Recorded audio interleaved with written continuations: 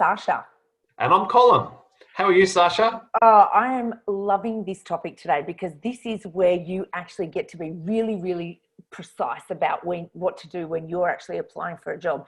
And that is cover letters. How important are these things? Like, this is, to me, this is the part where you actually get to speak directly to the employer that's going to be, paying you for your time to be able to work in their company.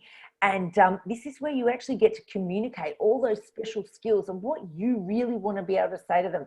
So, if you don't have a cover letter, which is often what's going on with people that are applying for jobs, then you're really putting yourself at the bottom of the pile, or sometimes not even getting on the pile at all.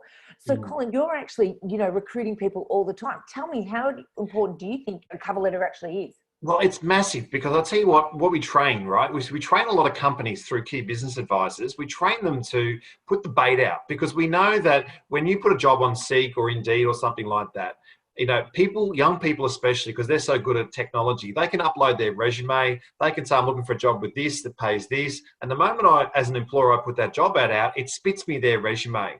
Then what happens is when they ring that young person to, hey, listen, I'm just going to give you a call.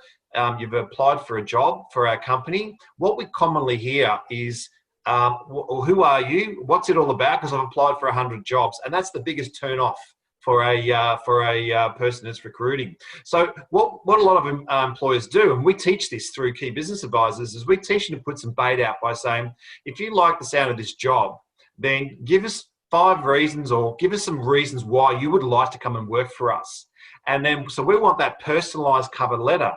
Not in the resume, we want the cover letter. And I can tell you that what can happen is we put a job ad out, and it happens all the time. You might get 80, 90 people apply for that job of young people, but only maybe a dozen people put that 5 reasons in. So what the employer does is they look at the pile that's got the 5 reasons or the cover letter, and the ones that haven't put a cover letter, sometimes they don't even get past first base because I like what I read because this person's put the time and effort into putting a cover letter together. So to me, I think it is so important.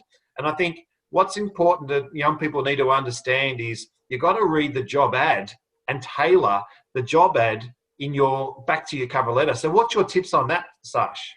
Look, I'm all about, once you read what the job is about, then look up the organisation and find out what's this organisation about. And you'll find out on their website a few key words that they're actually using that best describes them.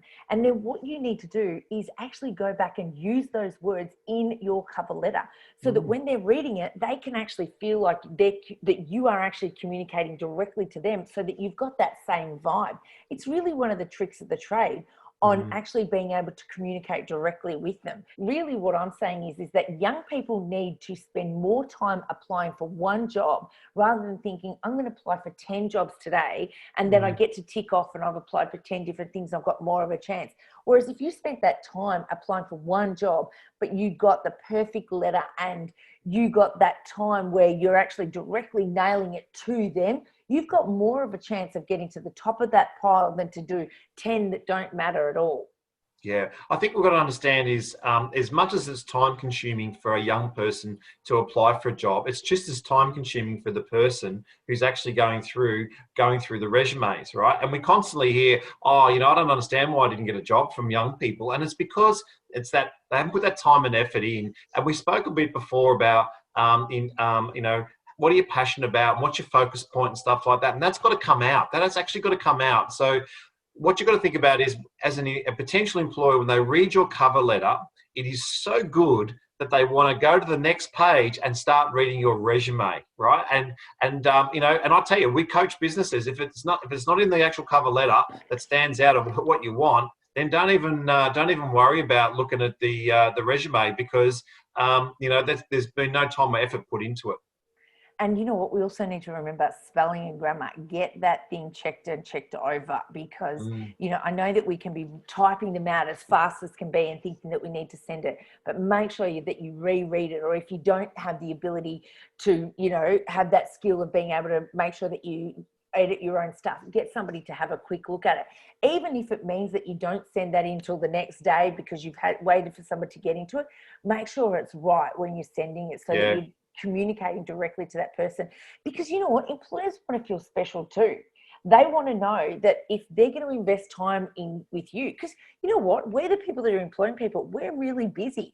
I don't have time to read 100 resumes, and I want to be able to get snappy to that right person straight away, rather than have to go through 100 different people to say it.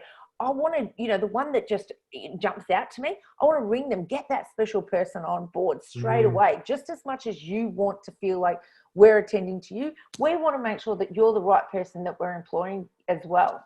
Yeah. Look, lastly, just to finish off, I just want to echo that so much, because I think, when an employer is about to ring you, right, they're going to ask you questions of what you put in your covering letter. So it's really important that you tailor it and you just make it accurate. And if you're going for a job, for an admin job, there's a lot of admin, like entry-level admin reception jobs, and there's a thing that always says data entry, right? So if you've got spelling errors in your covering letter or even in your resume, and you're doing data entry, guess what? You are crossed off the list. So it is important.